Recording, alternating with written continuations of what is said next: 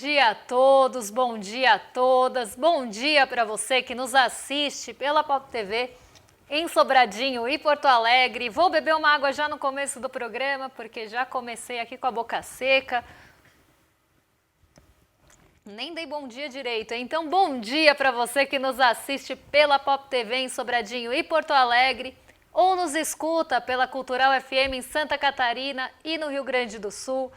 Sejam todos muito bem-vindos e bem-vindas a mais um ICL Mercado Investimentos.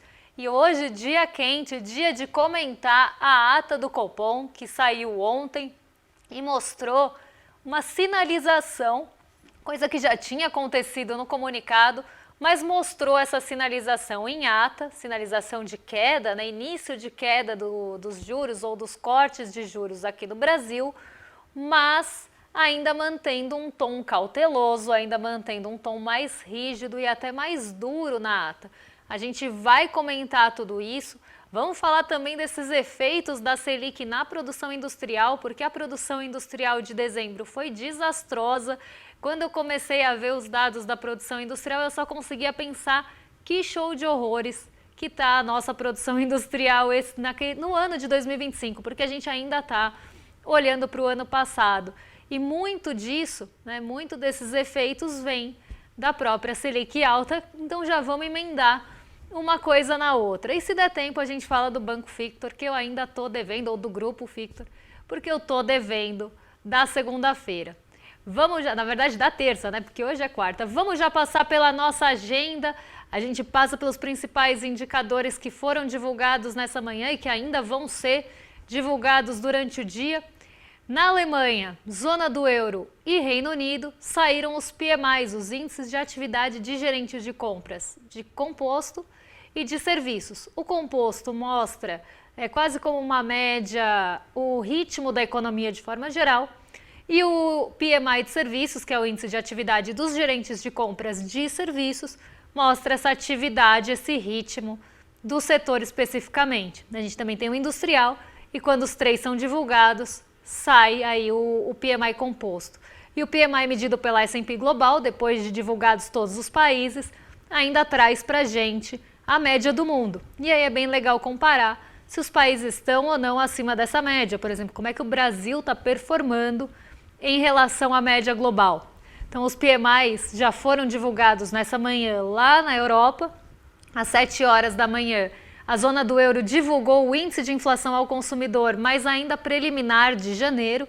Afinal, de janeiro acabou de acabar. É quase uma prévia dessa inflação, não é a inflação final. Às 10h15 nos Estados Unidos teve o relatório ADP de criação de vagas no setor privado. Esse que eu estava falando ontem, inclusive, que é um paralelo aqui com o nosso CAGED. O CAGED, ele mede as vagas no setor privado aqui no Brasil, como é que está o mercado de trabalho no setor privado. O ADP acaba sendo quase um paralelo, claro, muito grosseiro aqui, mas só para vocês entenderem a diferença desses dados que saem lá nos Estados Unidos. O relatório ADP seria o nosso CAGED e o payroll seria nosso desemprego aqui, que traz dados mais robustos, traz dados mais detalhados em relação ao mercado de trabalho de forma geral, e não só a criação de vagas ou só o setor privado. E a gente já teve 2 divulgações lá nos Estados Unidos, o JOLTS, o ADP, e agora a grande expectativa é pelo payroll, que vai trazer esse panorama mais completo para a gente do mercado de trabalho dos Estados Unidos. Daqui a pouquinho, também lá, às 11h45, sai o PMI composto de serviços. Então, mesma coisa que eu falei para a Europa vale aqui. Índice de atividades dos gerentes de compras. Às 12 horas, também, depois do almoço, na hora do almoço, sai o PMI de serviços dos Estados Unidos. Mas essa medição não é da S&P Global, é da ISM de Chicago, acaba sendo uma outra metodologia, até como forma comparativa, né, para você ver como é que as diferentes instituições estão olhando para esses indicadores econômicos e para esse ritmo da atividade. Na China isso também acontece, a gente tem 2 medições e o legal é comparar. Às 12h30, então 12h30, tem estoques de petróleo, gasolina, destilados e taxa de utilização das refinarias, semana até dia 30 de janeiro. E em meio a toda essa volatilidade do preço de petróleo que a gente vem acompanhando no nosso dia a dia, esse dado tem ganhado um pouquinho mais de relevância. até porque os estoques nos Estados Unidos acabam ficando mais em foco, acabam tendo uma atenção mais especial no governo Trump, porque ele anunciou e não escondeu de ninguém esse desejo extrativista de petróleo, essa volta, esse culto do petróleo e que os Estados Unidos poderiam começar a formar mais estoques. Então esse dado passou a ter mais relevância agora do que ele tinha anteriormente. Às 2h30 aqui da tarde no Brasil sai o ICBR, que é o índice de commodities, não é o IBC, é o IC, relativo a janeiro. E também 2h30 aqui no Brasil sai o nosso conhecido fluxo cambial semanal, que sempre aparece aqui na agenda. 8h30 da noite, quem fala é a Lisa Cook, ela continua no Fed, então Lisa Cook permanece no Fed, apesar de todas as tentativas de Donald Trump em destituí-la do cargo. Lisa Cook segue firme e participa do evento do Clube Econômico de Miami à noite nos Estados Unidos. Ela continua na direção do Banco Central por lá, mesmo com todas as intempéries ali rondando a sua direção e sua presença no Banco Central. Fechados aqui, vamos falar do fechamento também de ontem, porque a gente teve mais um dia de recorde na nossa bolsa. Parece que eu estou sempre no dia da marmota, porque eu estou sempre falando a mesma coisa. Batemos novos recordes e mais recurso estrangeiro entrou aqui no Brasil. E hoje não vai ser diferente, exceto os dias que a gente teve ajuste, que foram poucos. Parece que eu estou sempre riscando o disco aqui, isso denuncia a idade, né? Eu estou sempre voltando naquele mesmo ponto, como um belo vinil riscado. Mas não é isso, não é dia da marmota, não é vinil riscado, é porque a gente continua nessa trajetória de alta, nessa trajetória de ganho na nossa bolsa e como um destino preferido do recurso estrangeiro. Os mercados emergentes estão nesse radar do recurso estrangeiro e o Brasil especificamente. E ontem foi mais um dia desses, mais um dia de ganhos na nossa bolsa, mais um dia de recorde, inclusive intradiário. Durante o dia, a nossa bolsa chegou a flertar com os 187 mil pontos. Foi um dia bastante positivo de forma geral, mas alguns setores e algumas ações específicas puxaram esse movimento para cima.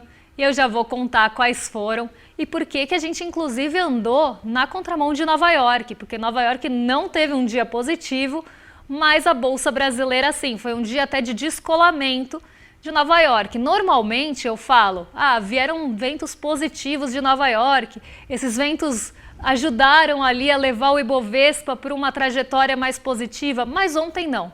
Ontem não foi o caso, o nosso Ibovespa subiu, fechou aos 185.674 pontos, o dólar caiu ontem, foi a R$ 5,25, então depois daquela alta, pelo menos ali vista por 2 dias no dólar, o dólar voltou a enfraquecer, e aí não só frente ao real, mas de forma global.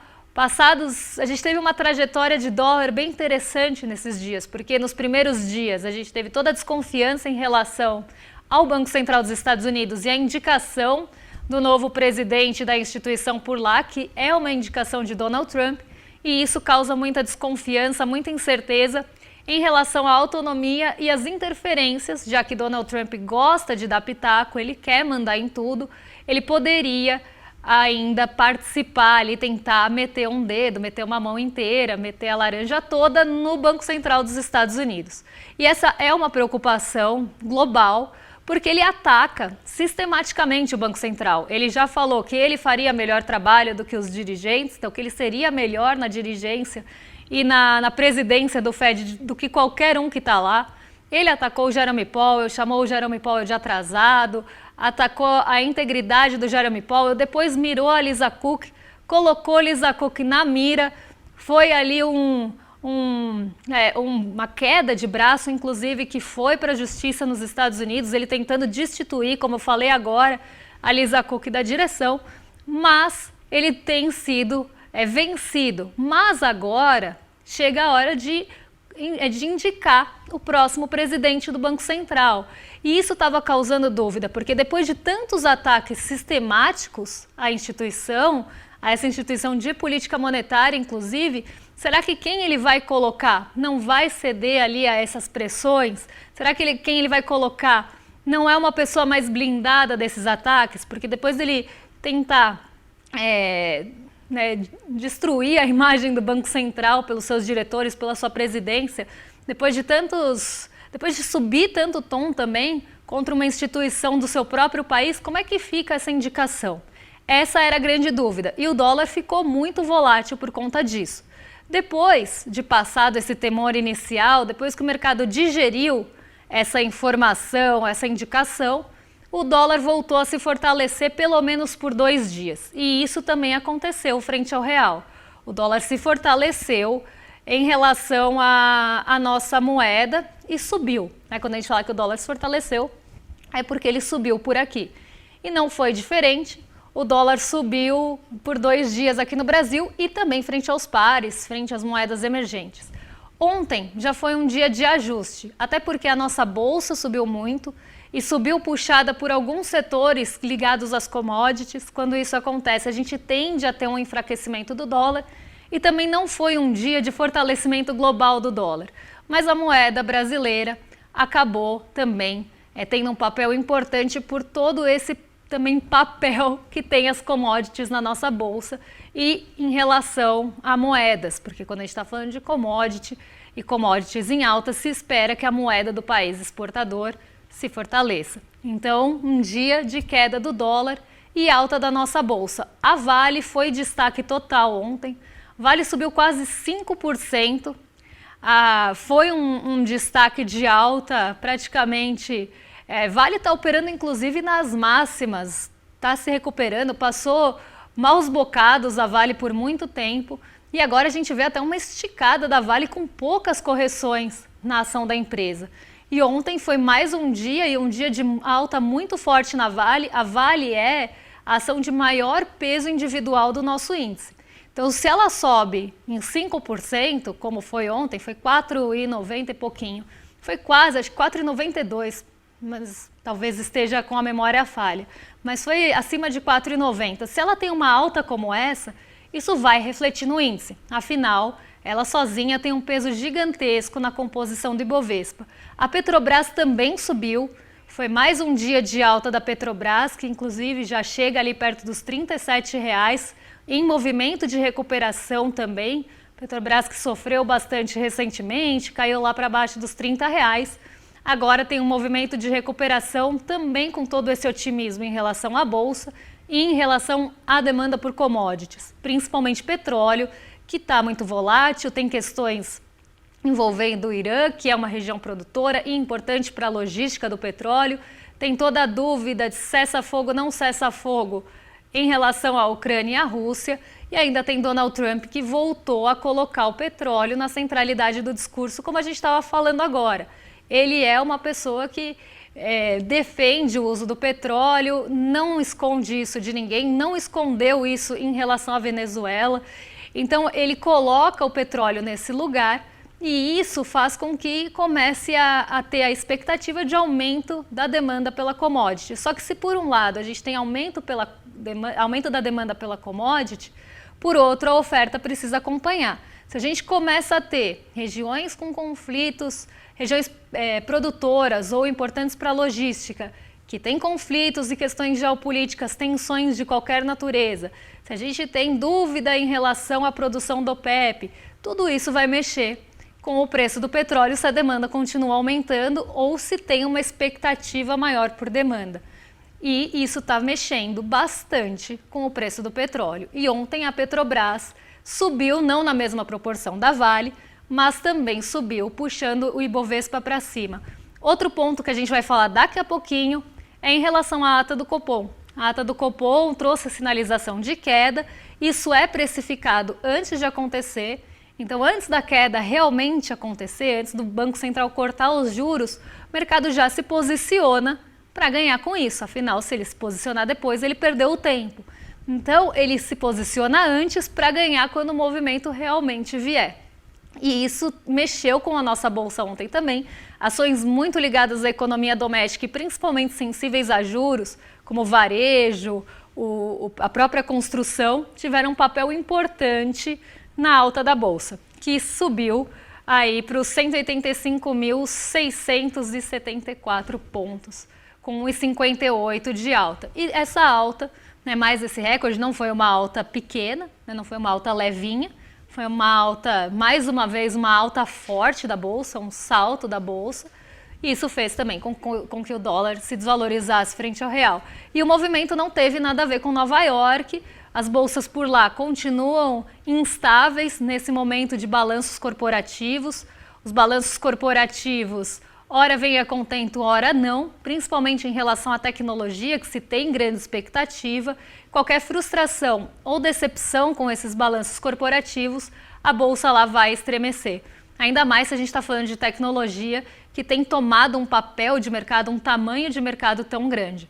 E a bolsa fica vulnerável a qualquer notícia ruim ou qualquer expectativa de notícia ruim que possa acontecer. E então a gente sobe sem o apoio de Nova York, mostrando que continuamos sendo um destino favorito, um destino do recurso internacional.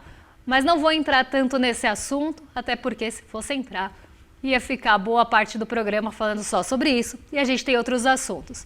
Então eu já vou puxar aqui o nosso próximo assunto, que foi um dos condutores, na verdade, da nossa bolsa ontem, e é a ata do Copom. Já dei um pequeno spoiler, a ata sinalizou finalmente a queda dos juros, mas sinalizou ali com um pé atrás, né? Ele sinalizou, mas ainda com muita cautela e uma série de ressalvas. Mas a Selic pode finalmente começar a cair a partir de março. Então, quem sabe, né, a gente não tem um hexa da taxa de juros, porque já faz 5 meses que a nossa taxa de juros está nesse patamar restritivo e altíssimo de 15%. Nós já somos penta em taxa de juros alta e temos o pódio da taxa de juros real, né? Estamos no segundo lugar com medalha de prata entre as maiores taxas de juros reais do mundo. Mas agora isso pode começar a mudar, ainda que a gente comece a ter cortes, a magnitude ainda não foi divulgada e mesmo que a gente tenha cortes, a gente deve continuar nesse patamar de taxa de juros elevada ainda. A expectativa é que seja um corte de 0,5%, mas isso é a expectativa do mercado, não foi sinalizado na ata. Então a ata falou, talvez cortemos, mas não sabemos o quanto.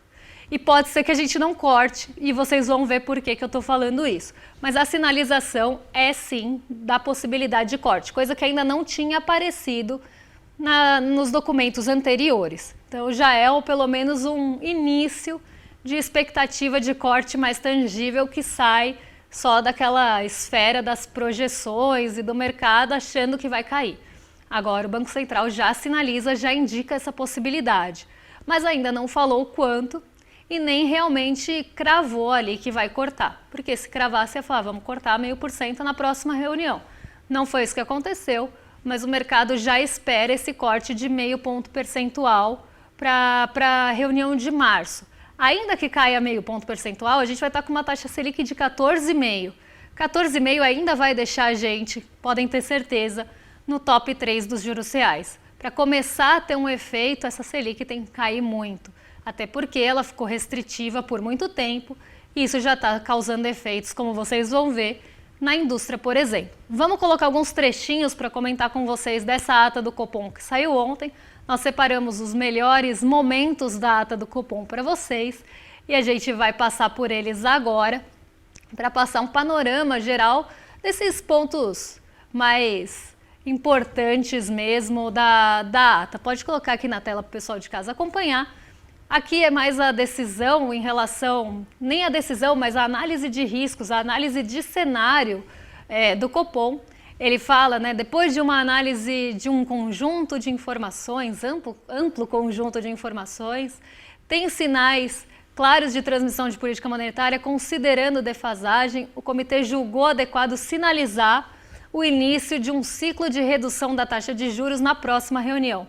Ao mesmo tempo que, de maneira unânime, o comitê reafirma a necessidade de manutenção do patamar em níveis restritivos. O que está sendo falado aqui? Né? Que depois de analisar vários dados, ainda se tem, né, por mais que você sinalize que pode cortar a taxa de juros, ainda se tem ao mesmo tempo, de maneira unânime, então todo mundo concorda ali, a necessidade de manutenção do patamar de juros em níveis restritivos, ou seja, ainda que sinalize o corte, vai ficar alto. Que é o que a gente estava falando, porque ainda que corte meio ponto, a gente ainda vai ficar em 14,5. Até que se consolide não apenas o processo de desinflação, que é essa inflação desacelerando ao longo do tempo, como também a ancoragem das expectativas à meta. E aqui é muito interessante essa parte da ancoragem das expectativas, porque o Banco Central está falando para a gente que as expectativas continuam desancoradas. Então, por mais que a gente tenha uma convergência para a meta e o próprio relatório Focus vem diminuindo as projeções de inflação, saindo de perto do teto e indo para mais perto, convergindo, não tão perto, mas convergindo para o centro da meta, isso não é suficiente. O que o Banco Central quer é que a inflação realmente vá para o centro da meta e não fique nessa banda de 1,5. E enquanto o mercado achar que o Banco Central não é ali competente, vamos pensar assim, para levar essa inflação para o centro, porque ele está projetando acima, está projetando ali em 3,8, 3,9, enquanto existe essa projeção acima, e esse recado é dado pelo relatório Focus, pelas projeções de mercado, enquanto essa projeção estiver acima dos 3, ainda que esteja dentro da banda, o Banco Central não vai arredar o pé e vai continuar puxando o freio. Então é isso que ele está falando para a gente. A ancoragem da expectativa aqui, por mais que o mercado seja surpreendido todos os meses, praticamente projetando a inflação para cima e ela surpreendendo para baixo, ainda assim o Banco Central fala em desancoragem porque ele quer levar para 3. E isso é muito discutível, porque 3% de inflação é um patamar baixo, é um patamar bem pequeno de inflação, se a gente for pensar, é um patamar baixo, e esse patamar tem que ser discutido pensando em inflação global, pensando em inflação de oferta. E eu acho que muito disso não é colocado em pauta ou em discussão, porque inclusive assustaria o mercado financeiro se fosse discutido o centro da meta de inflação. Mas vira até uma perseguição, quase um amor platônico ali, de uma perseguição irreal, né? Uma perseguição que é muito difícil de se alcançar, porque nós temos patamares inflacionários globais maiores hoje em dia. Mas vamos continuar aqui, né? A gente já falou do processo de desinflação, que é essa desaceleração que está sendo reconhecida, mas o Banco Central quer continuar na teimosia de levar para o centro para agradar essas expectativas ancoradas, porque enquanto o mercado estiver projetando acima de 3, isso quer dizer que ele não confia no Banco Central, e o Banco Central, para mostrar serviço, para dar um grande aceno para o relatório Focus como uma resposta, vai continuar com a taxa de juros em patamares restritivos por quanto tempo for necessário, ainda que isso sufoque a nossa economia e nossa atividade econômica. Mas vamos continuar aqui, aí a gente estava falando das expectativas, dada a resiliência de fatores que pressionam os preços, tanto correntes quanto esperados, especial dinamismo ainda observado no mercado de trabalho. Aqui colocando o mercado de trabalho também como um certo vilão da inflação, sendo que o mercado de trabalho é um dos poucos respiros que a gente tem na nossa economia. O mercado de trabalho que ainda está resiliente, que ainda mostra um pouco de ganho real, embora não tenha uma renda disponível tão ascendente. Você tem esse mercado de trabalho ainda mostrando ali um dinamismo, e parece que querem acabar com isso também, né? Porque aí se a gente não tiver ganho real, se a gente não tiver políticas de valorização, como que a gente vai trazer também dinamismo para a economia, sendo que os outros setores urbanos já mostram dificuldade? Então aqui, né, também é um ponto só de recado para o mercado financeiro, do tipo, estamos te ouvindo e estamos respondendo aqui do jeito que você quer escutar. Mas vamos seguir porque tem mais um pouquinho de ata para a gente comentar aqui.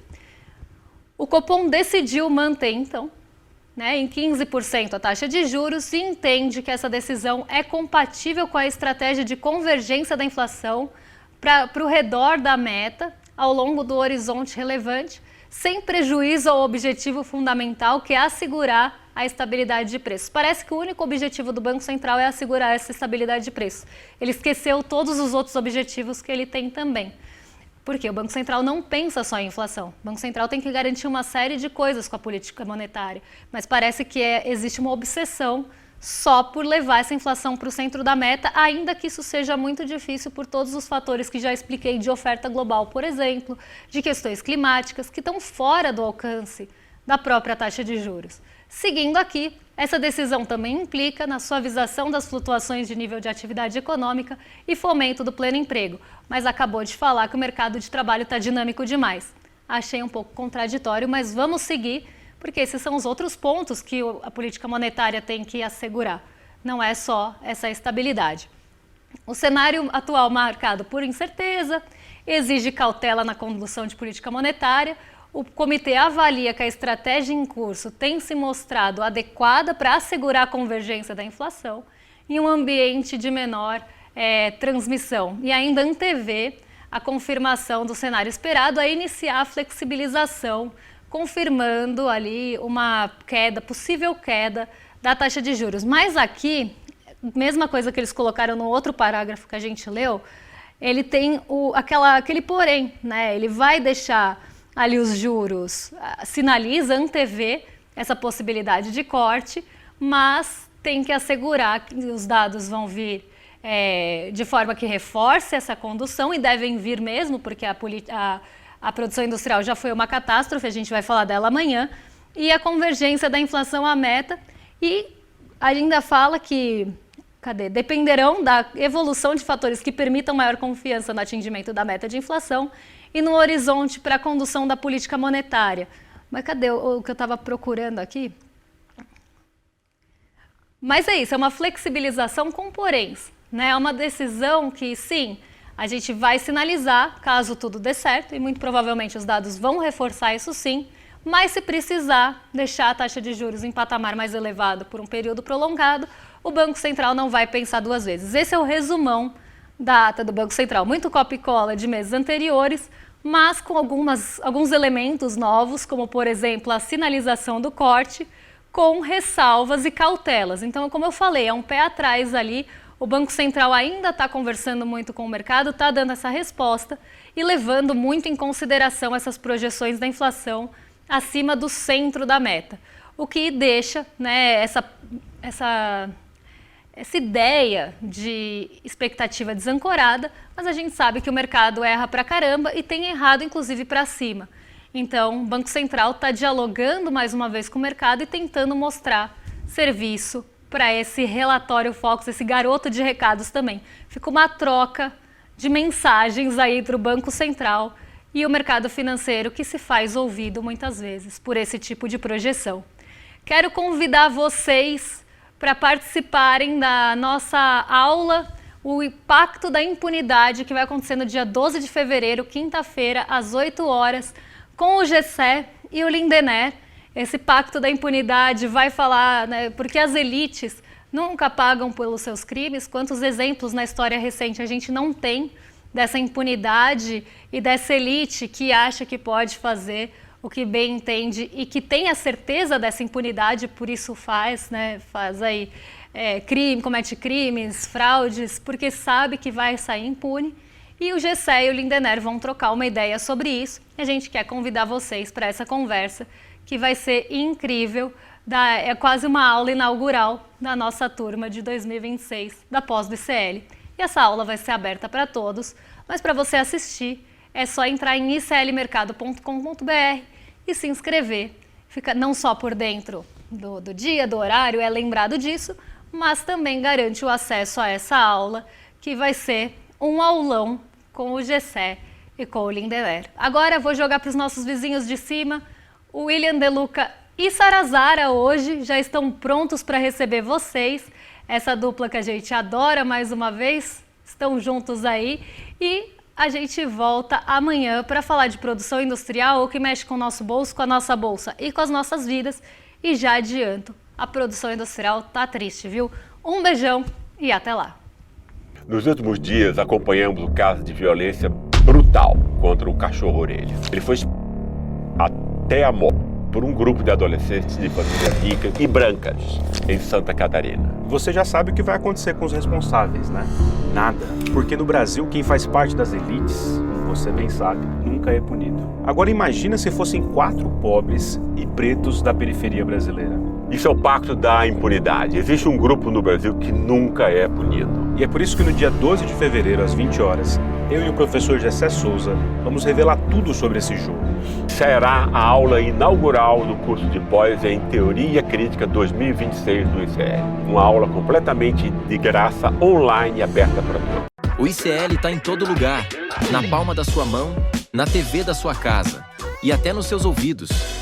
Para ir além da manchete e mergulhar com apuração e contexto de verdade, acesse iclnoticias.com.br. Siga o ICL, compartilha e vem com a gente.